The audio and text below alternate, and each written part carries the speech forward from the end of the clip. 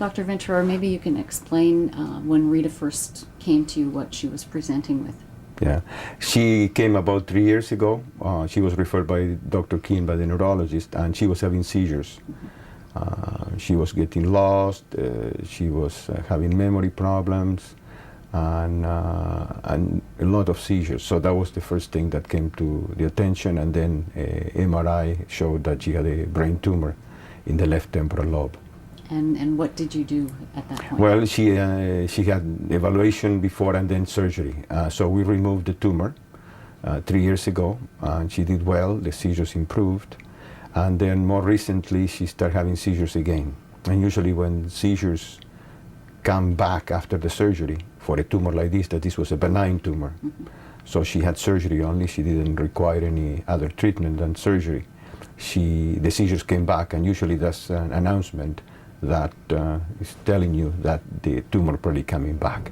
And then an MRI was done again, and then it was detected that the tumor was coming back. And then the tumor was followed for a little bit, and the tumor gradually grew bigger.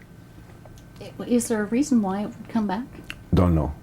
Could have been, sometimes it's residual tumor that we don't see on X-ray, mm-hmm. some tissue that stays there dormant, mm-hmm. and then it starts growing again.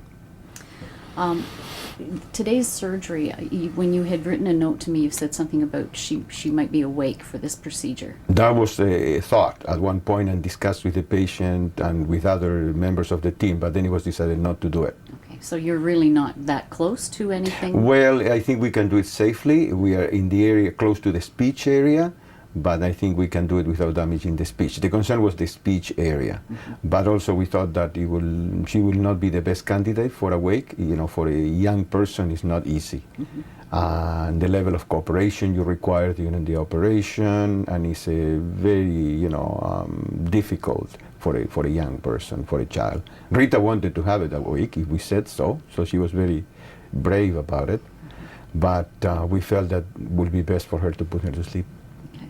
When you go in, are you just looking at the area where the tumor is, or are you having to take a little bit more because of perhaps scar tissue from the first surgery? Yeah, we're going to see the surrounding, and not only what looks like the tumor, that here we have an MRI. Mm-hmm. And this MRI, a lateral view of the MRI, shows this area. The white spot is actually the tumor, but there is tissue also around it that is triggering the seizures. So we have to go around and remove not only that, but the surrounding area of the brain.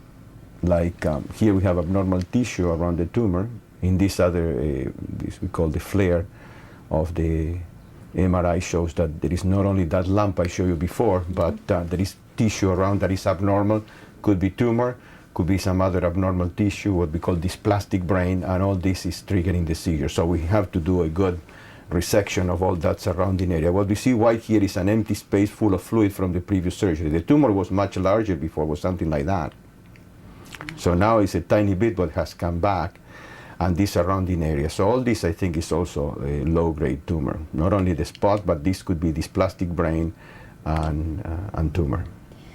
The first tumor was benign. Are you confident that this one will most likely remains benign, but we'll know after we take a tissue diagnosis. Mm-hmm. Okay.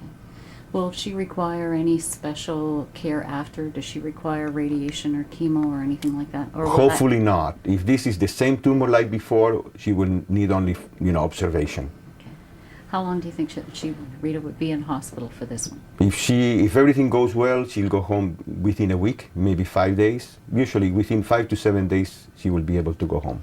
Wow, that's amazing. Yeah, that's amazing. They recover pretty quick, if there are no complications, of course. And then follow up for the next number of months? Right, or she have long-term follow-up with us for a while, and then with the oncology team. The neuro-oncology team will follow her in the long term. Brain tumors need surveillance for a long time. Because it's come back, it's like it's a really persistent little bugger in there. Yeah. Does that mean it's possible it's going to come back? Yeah, you cannot guarantee that the tumor will do the best to prevent that from happening, but the natural history is difficult to predict at this point. Mm-hmm. If you follow some of these tumors in the long term, they can come back even 10 years later or even more. So these patients need long-term follow-up.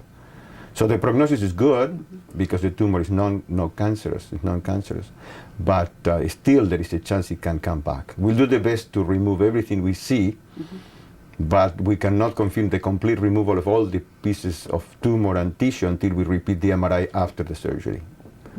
We will use certain technology to monitor the area, like ultrasound and so on, to make sure we remove all the tumor, but that will be confirmed later on with MRI and then follow-up MRI in the future. Perfect. Great. Thank you. Is that sufficient? Yeah, should be. I have a More than question. you need. Yeah, oh yeah.